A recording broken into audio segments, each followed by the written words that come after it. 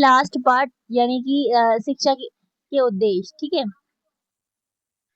उसमें शिक्षा के उद्देश्य जो श्री अरविंदो के थे, उन्होंने पहले कहा कि पहले चेतना का विकास होना चाहिए, आंतरिक चेतना का जागरण, उच्च स्तर की आध्यात्मिक चेतना का विकास, आत्मबोध, बच्चा खुद के बारे में जान सके, अपने वास्तविक स्वरूप की पहचान, आत्म साक्षात्कार और आत्म विकास, शारीरिक विकास, स्वस्थ, सशक्त और अनुशासित शरीर का निर्माण, शारीरिक क्षमता एवं स्वास्थ्य का विकास, इंद्रियों का विकास, पांचों इंद्रियों का विकास और साथ में अवलोकन एवं अनुभव क्षमता का विकास, आत्मा की पूर्णता, आत्मा का शुद्धिकरण और उत्कर्ष, ईश्वरी चेतना की ओर अग्रसर होना जरूरी है, नैतिकता का विकास, सत्य, प्रेम, करुणा, सदाचार का विकास होना चाहिए, ठीक है। और मूल्यों का विकास होना चाहिए, मानवीय और आध्यात्मिक मूल्यों का संवर्धन।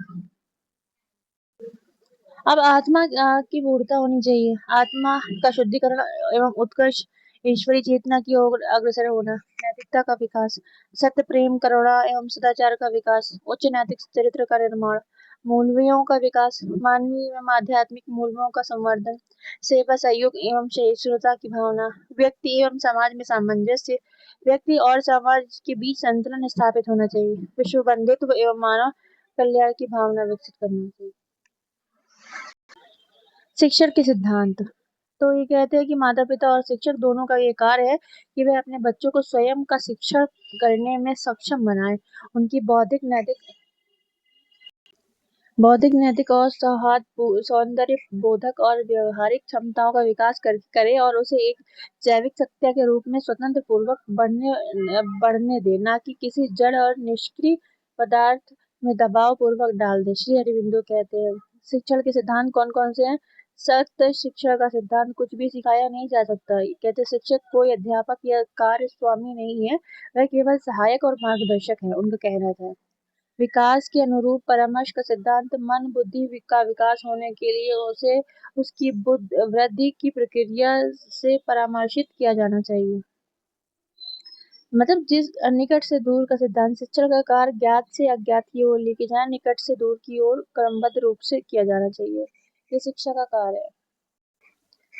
पाठ्यक्रम कौन सा होना चाहिए। पाठ्यक्रम के सिद्धांत, संपूर्ण जीवन ही शिक्षा है, इसीलिए केवल यह सीमित पुस्तकों और निश्चित विषयों तक सीमित नहीं होना चाहिए। इसमें वे सभी विषय सम्मिलित होने चाहिए जो मानसिक और आध्यात्मिक विकास कर सके। वह साधन है, लक्ष्य नहीं है। मतलब ये शिक्षा साधन है, उसका उद्देश्य व्यक्ति के समग्र समन्वित विकास की ओर ले जाना चाहिए। इसमें आवश्यककालीन गतिविधियों के लिए भी स्थान होना चाहिए। यह लचीला होना चाहिए ताकि यह व्यक्तिगत आवश्यकताओं के अनुसार ढल सके। पाठ्यक्रम प्रेरणादायक होना चाहिए जिससे विद्यार्थी सीखने के लिए प्रोत्साहित हों। उसमें जीवन की सृजनात्मकता और निर्णयात्मक गतिविधियां शामिल होनी चाहिए। पाठ्यक्रम रोचक और मनोवैज्ञानिक रूप से प्रयुक्त होना चाहिए।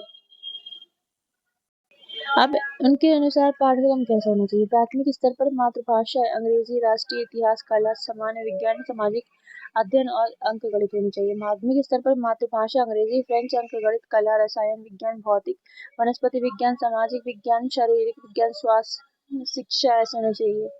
विश्वविद्यालय स्तर में भारतीय और पाश्चात्य दर्शन, सभ्यता का इतिहास, अंग्रेजी साहित्य, फ्रेंच समाजशास्त्र, मनोविज्ञान, इतिहास, रसायन, भौतिकी, वनस्पति विज्ञान, अंतर्राष्ट्रीय संबंध एवं एकीकरण। व्यावसायिक शिक्षा के लिए कला, चित्रकला, फोटोग्राफी, सिलाई, मूर्तिकला, drawing, typing, short hand, collage, उद्योग, बढ़ाईगिरी, नर्सिंग, यांत्रिक और विद्युत अभियंत्रण, भारतीय एवं यूरोपीय संगीत और नाट्य कला। उनके अनुसार बालक शिक्षण विधियां, टीचिंग मेथड क्या हो सकती है। वो ये है कि बालक के प्रति प्रेम और सहानुभूति। श्री अरविंदो द्वारा प्रतिपादित शिक्षण विधियों के सिद्धांत कौन कौन से हैं। वो ये है कि शिक्षा का आधार प्रेम सहानुभूति हो, तभी बालक का सर्वांगीण विकास हो पाएगा। मातृभाषा के माध्यम से शिक्षा, प्रारंभिक शिक्षा मातृभाषा में होनी चाहिए। इससे बालक की समझ और अभिव्यक्ति का विकास होगा। बालक के हितों की अनुसार शिक्षा बालक की रुचि, क्षमता और आवश्यकता के अनुसार दी जानी चाहिए। स्व अनुभव के माध्यम से शिक्षा अनुभवों पर आधारित हो, जिससे बालक स्वयं सीख सके और जीवन में उसका प्रयोग कर सके। करके सीखने पर बलात्कार करके सीखना उस सबसे प्रभावी तरीका है, जिससे बालक ज्ञान को व्यवहार में ला सकता है। शिक्षक विद्यार्थी सहयोग, उसके बाद शिक्षण प्रक्रिया सहयोगात्मक हो और जिसमें शिक्षक विद्यार्थी समान रूप से सक्रिय भागीदार हो। प्रकृति के अनुसार शिक्षा बालक की प्रकृति के अनुसार हो और शरीर मन बुद्धि और आत्मा के समन्वित विकास को बढ़ाए। देखिए, कहने का मतलब ये है कि जैसे बच्चा इंडिविजुअल डिफरेंसेस हैं उस हिसाब से पढ़ाई होनी चाहिए। स्वतंत्र वातावरण में शिक्षा, बालक के ऊपर कोई भी तरह का कोई ऐसे ना रिस्ट्रिक्शंस नहीं होनी चाहिए। उनके कहने का मतलब था, श्री अरविंदो के अनुसार शिक्षा की विधियां बालक में सर्वज्ञ विकास, आंतरिक शक्तियों के जाकर और स्वतंत्रता के साथ शिक्षा देने पर आधारित होनी चाहिए। उनका कहना ये था। महत्वपूर्ण बिंदु समन्वित शिक्षा या इंटीग्रल एजुकेशन की मैंने बात करी। सामान्यवाद, आदर्शवाद, यथार्थवाद, प्रयोजनवाद और अध्यात्मवाद का समन्वय शिक्षा में योग को लाने वाले यही थे। किसी भी सभ्यता का मूल्यांकन उसकी विचारों की शक्ति से किया जाना चाहिए। मानसिक एवं नैतिक आदतों की वृद्धि अनुशासन पर आधारित होती है। इंद्रियों के विकास को शिक्षा का एक प्रमुख उद्देश्य माना है। उनका कहना यह था। शिक्षक की भूमिका क्या होती है? शिक्षक शासक की यंत्रणा में राजा के समान होता है। शिक्षा के बिना किसी भी व्यवस्था में सुधार और उन्नति संभव नहीं है। व्यक्ति एक स्व-विवेकशील आत्मा है। शिक्षक कोई थोपने वाला नहीं, बल्कि केवल एक मार्गदर्शक, मतलब डोमिनेटिंग नहीं होना चाहिए, दोस्त की तरह होना चाहिए। बस यहाँ से ये खत्म होता है। लास्ट पार्ट में यह है कि मिराम्बिका क्या है? समन्वित शिक्षा एवं मानवीय मूल्यों के लिए अनुसंधान केंद्र मिराम्बिका एक समय से आगे की संस्था है जो समन्वित शिक्षा यानी इंटीग्रल एजुकेशन पर केंद्रित है। यह संस्था श्री अरविंदो की समन्वित दर्शन और दिव्य माता मदर की शिक्षाओं पर आधारित है। यह केंद्र नई दिल्ली में स्थित है, श्री अरविंदो आश्रम परिसर में स्थित है।